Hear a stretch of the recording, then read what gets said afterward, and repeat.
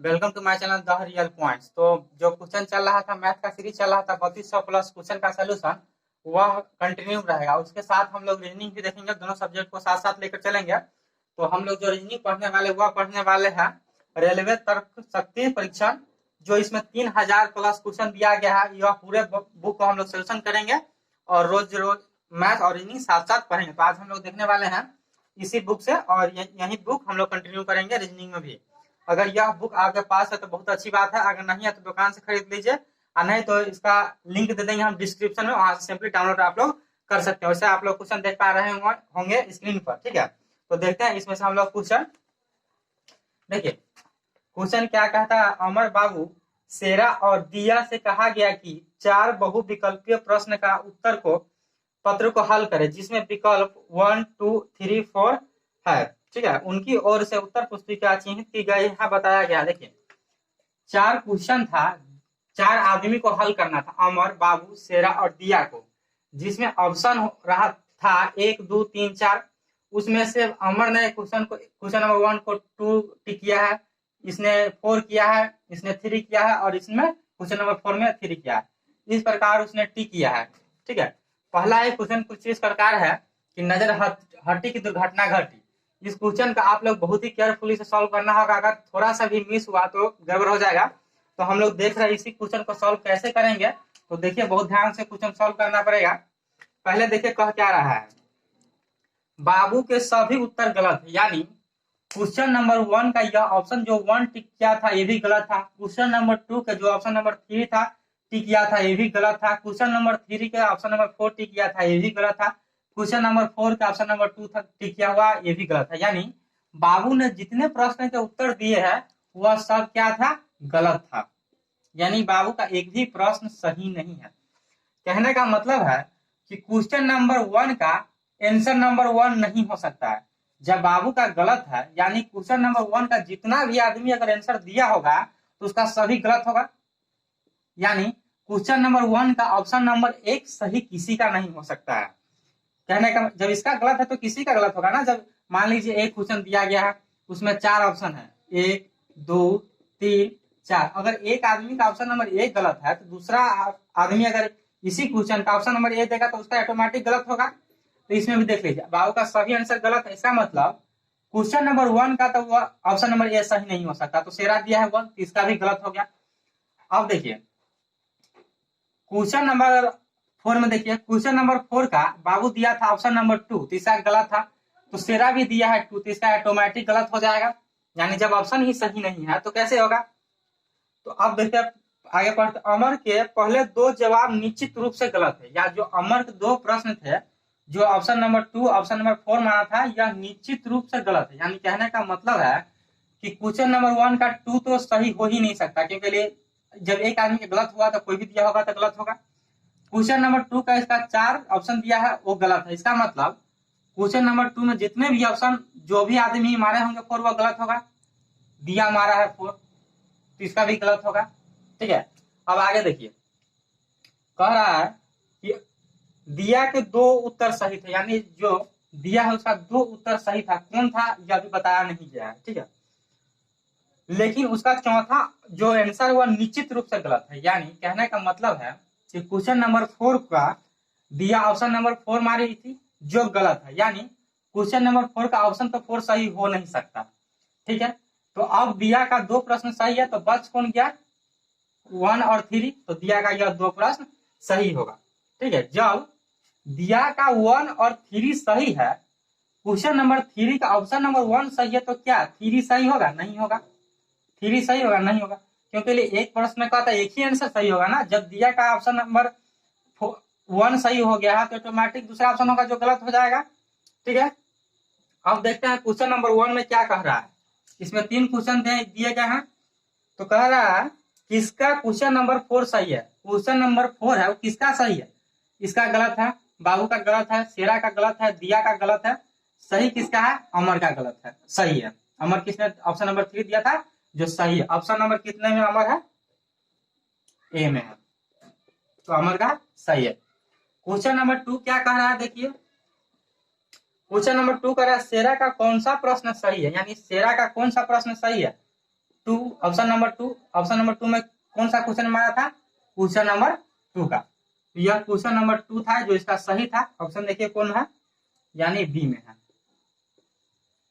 Question number three देखिए क्या कह रहा है।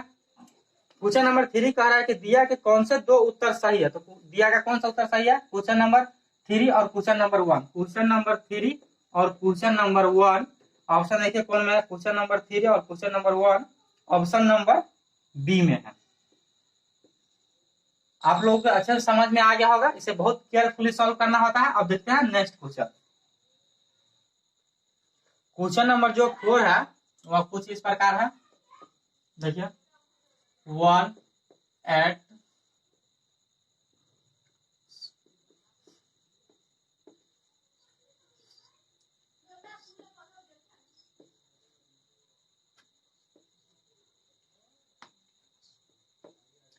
क्वेश्चन नंबर 4 में यह संख्या दे दिया हुआ है और बोल रहा है इसमें से सबसे अलग कौन है। यानी इसमें सभी किसी न किसी पैटर्न को जारी रखता होगा एक प्रकार से, और एक ऐसा इसमें संख्या होगा जो किसी प्रकार के पैटर्न का मतलब थोड़ा अलग पैटर्न का होगा। देखिए ऐसा क्वेश्चन को गौर से देखिएगा कि क्या हो सकता है। एक बात देखिए यहाँ पे,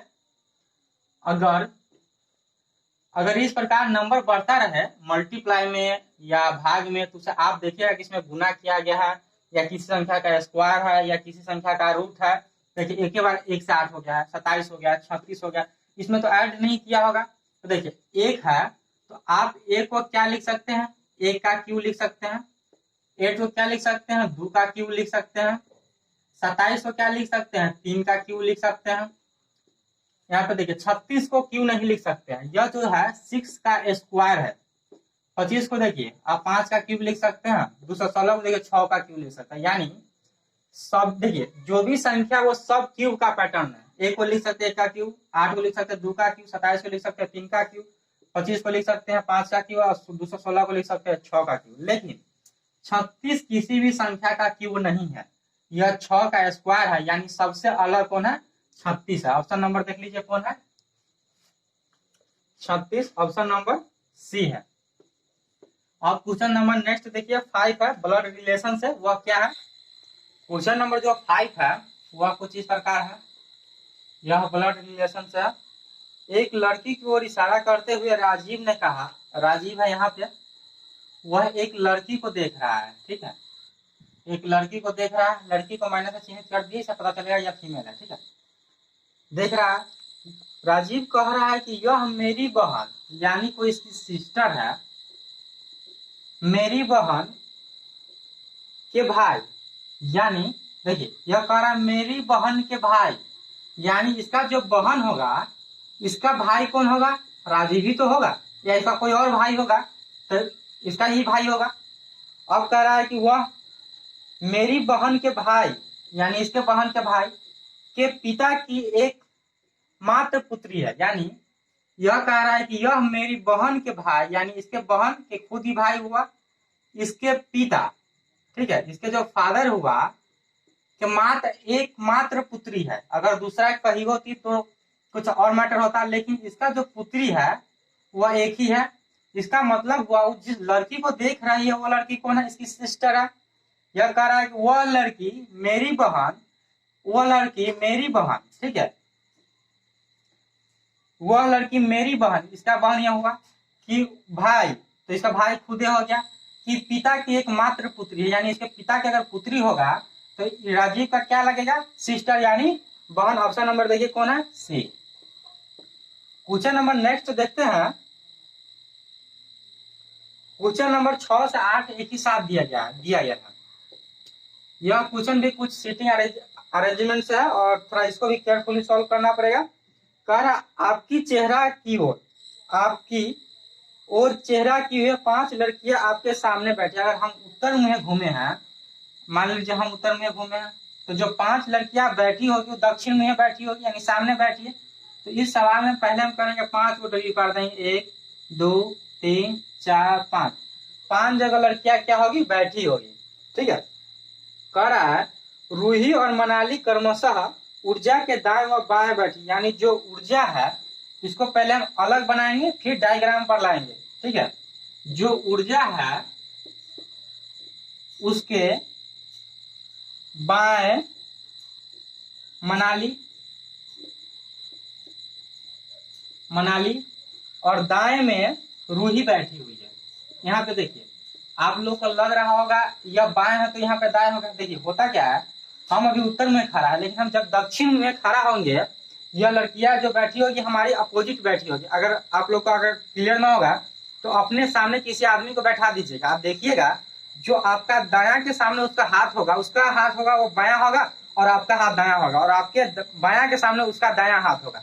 इसी प्रकार अगर हम मेरे सामने यह बैठी हुई है तो मेरा जो दायां हाथ है ये इसका बायां होगा, और जो मेरा बायां है इसका दायां होगा। तो मेरा दायां यह हाथ है तो इसका बायां यह होगा, और यह मेरा बायां हाथ है इधर तो इसका दायां होगा। यानी मेरा जो हाथ है दायां हाथ उधर बायां हो जाएगा, यानी उल्टा हो जाएगा। ठीक है, तो यह बायां बैठी हुई है और यह दायां बैठी हुई है। इसको इतना पर रहने दीजिए। अब देखते हैं क्वेश्चन आगे क्या कह रहा है। मनाली व तन्या के बीच धोनी बैठी हुई है। मनाली और तन्या के बीच धोनी बैठी हुई है। ठीक है, धोनी बैठी हुई है। यानी एक बात तो तय है कि जहां पे मनाली होगी और तन्या होगी उसके बीच में धोनी होगी। यह कोई जरूरी नहीं है कि मनाली यहीं होगी और तन्या यहीं होगी। तन्या इस तरफ भी हो सकती है और मनाली इस तरफ भी हो सकती है, लेकिन जहां भी होगी मनाली और तन्या के बीच ही क्या होगी, धोनी होगी। अभी इस बात को ऐसे समझिए, देखिए ऊर्जा के जो बाएं है वो मनाली है और ऊर्जा के जो दाएं है वह रूही है। तो एक बात तो तय है कि ऊर्जा यहाँ पे नहीं आ सकती है और यहाँ पे नहीं आ सकती। और क्यों नहीं आएगी? अगर मान लीजिए ऊर्जा को यहाँ पे बैठा दीजिएगा तो रूही तो यहाँ पे बैठ जाएगी, लेकिन मनाली के बैठने के लिए जगह ही नहीं बचेगा, तो यहाँ पे नहीं बैठ सकती है ऊर्जा। यहाँ पे देखिए, अगर ऊर्जा को यहाँ पे बैठा दीजिएगा तो मनाली तो बैठ जाएगी यहाँ, लेकिन ऊर्जा को बैठने के लिए जगह नहीं मिलेगा। तो तय है कि यहाँ पे और यहाँ पे तो नहीं बैठ सकती है, तो बैठे ही क्या, इस तीन जगह पर वह बैठ सकती है। ठीक है, अब देखिए अगर ऊर्जा को यहाँ पे बैठाते हैं तो ऊर्जा तो यहाँ पे बैठ जाएगी, मनाली भी यहाँ बैठ जाएगी और रूही भी यहाँ बैठ जाएगी। लेकिन आगे कह रहा है मनाली और तन्या के बीच धोनी है, तो मनाली यहाँ आएगी तो तन्या कहाँ बैठेगी और धोनी कहाँ बैठेगी, तो यहाँ पर भी नहीं होगा। ठीक है, अब ऊर्जा को यहाँ बैठाइए। अगर ऊर्जा को यहाँ बैठाइएगा तो मनाली यहाँ आ जाएगी, अब तो धोनी यहाँ आ जाएगी, लेकिन तन्या कहाँ बैठेगी, तन्या को बैठने के लिए जगह ही नहीं मिलेगा। अब एक ही जगह कहाँ बचा जो ऊर्जा बैठ सकती है, वह यहाँ पे। अगर ऊर्जा यहाँ पे बैठती है तो इसके जो बायां साइड है वह क्या है, मनाली है, तो मनाली यहाँ पे बैठ जाएगी। और इसके दायां साइड में कौन है, रूही है, जो यहाँ पे बैठ जाएगी। अब देखिए कह रहा है मनाली और तन्या के बीच धोनी है, तो मनाली यहाँ होगी तो तन्या यहाँ होगी, तो धोनी दोनों के बीच में, यानी यहाँ बैठ जाएगी धोनी। पूरा सीटिंग अरेंजमेंट हो गया अच्छी तरह से। यह लोग आप लोग अलग करके देखिएगा, अब तब बैठाइएगा, एक ही बार नहीं बैठाइएगा, सही नहीं होगा, बहुत कंफ्यूजन होता है इसमें। अब देखते हैं इसमें क्वेश्चन नंबर जो था वह 6 से 8 तक दिया हुआ है। तो क्वेश्चन नंबर जो 6 है वह क्या पूछ रहा है, तन्या के दाएं कौन बैठी हुई है। तन्या यहाँ पे है, ठीक है, इसका दाएं कौन होगा, हम लोग का जो बाएं है वो इसका दाएं होगा, तो तन्या के दाएं पर बैठी होगी, धोनी बैठी है। धोनी ऑप्शन देखिए सी में है। क्वेश्चन नंबर 7 में देखिए क्या कह रही है, पंक्ति के बीच में कौन बैठी है। पंक्ति के बीच में 5 आदमी है, 2 4 और 5, तो 2 को इधर से छोड़ दीजिए, 2 को इधर से छोड़ दीजिए, बीच में कौन बैठी है, मनाली बैठी हुई है, तो बीच में कौन बैठी हुई है, मनाली, यानी सी। क्वेश्चन नंबर 8 देख लीजिए। क्वेश्चन नंबर 8 पूछ रहा है धोनी और रूही के बीच कौन बैठी है। धोनी और रूही के बीच कौन बैठी हुई है, कोई नहीं है, कितने आदमी बैठे, धोनी और रूही के बीच कितने आदमी है, 2 आदमी है, तो 2 आदमी ऑप्शन नंबर कितने में है, बी में है। अब देखते हैं क्वेश्चन नंबर 9। क्वेश्चन नंबर अब 9 देखते हैं। क्वेश्चन नंबर 9 क्या है, एक शब्द दे दिया हुआ है CCIT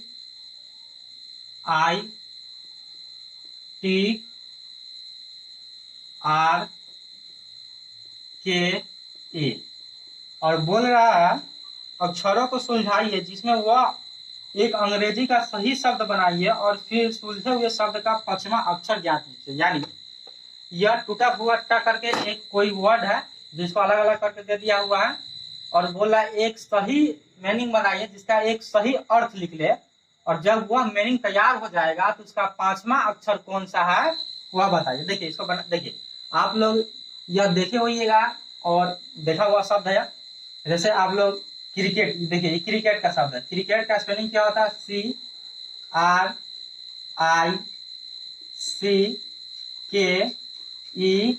CRICKET। पूरा अक्षर आ गया। 3 3 6 1 7, 3 3 6 1 7। यानी किसका अक्षर था? यह उल्टा पुल्टा करके क्रिकेट का था। आप पूछ रहा है इसका 5वां अक्षर कौन था? 2 2 4 5वां कौन था? के। ऑप्शन किस में है? के। ऑप्शन नंबर बी में है के। अब देखते हैं क्वेश्चन नंबर 10। यह क्या है? 456, 4456, 4465,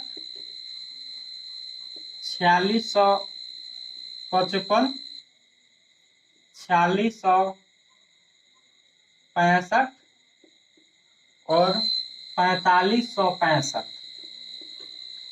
यह शब्द दे दिया हुआ है, यह नंबर दे दिया हुआ है और बोल रहा है कि इसको आरोही क्रम में, घटते क्रम में, यानी अवरोही क्रम में सजाइए और जो इसका बीच में कौन सा अक्षर बनेगा यानी बीच में कौन आएगा वह बताइए। देखिए तो घटते क्रम में कह रहा था, सबसे पहले देखेंगे कि सबसे बड़का नंबर कौन है। देखिए यह 4400 है, यह 4400 है, यह 4600, यह 4600, 4500, यानी 4600 वाला ज्यादा होगा। अब देखिए 4600 वाला में ज्यादा कौन है? यह 4655 और यह 4665 है। तो सबसे बड़का कौन है? 4665। अब इसके नीचे कौन है? 4655। अब 4600 के बाद कौन है? 4500, 4565। हम लोगों को पूछा है बीच में कौन आएगा, तो 5 में तीसरा कौन आएगा? यही आएगा। अगर आप लोग चाहे तो आगे भी देख सकते हैं। तो अब देखिए 44 वाला में छोटा कौन है? यह 4465 और यह है 4456।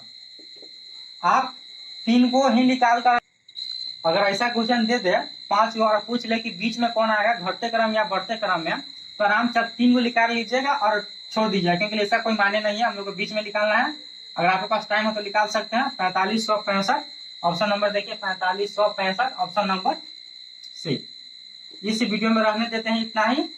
इससे आगे कंटिन्यू करेंगे हम नेक्स्ट वीडियो में। आई होप कि वीडियो पसंद आया होगा। वीडियो पसंद आया तो वीडियो को लाइक कर ले। अगर आप मेरे चैनल पर नए हो तो चैनल को सब्सक्राइब कर ले, क्योंकि आपको मेरे चैनल पर मिलने वाला है पूरा मैथ 3200 प्लस क्वेश्चन सोल्यूशन और यह 3000 प्लस रीजनिंग का और स्पेशल वीडियो मिलेगा जो सिर्फ स्पेशल होगा और उसमें बेसिक से कंसेप्ट बताया जाएगा। अगर आप चाहते हैं कि यह बुक जल्दी से जल्दी सोल्यूशन हो तो अपने दोस्तों में ज्यादा से ज्यादा शेयर कीजिए। मिलते हैं नेक्स्ट पार्ट में। जब तक के लिए जय हिंद।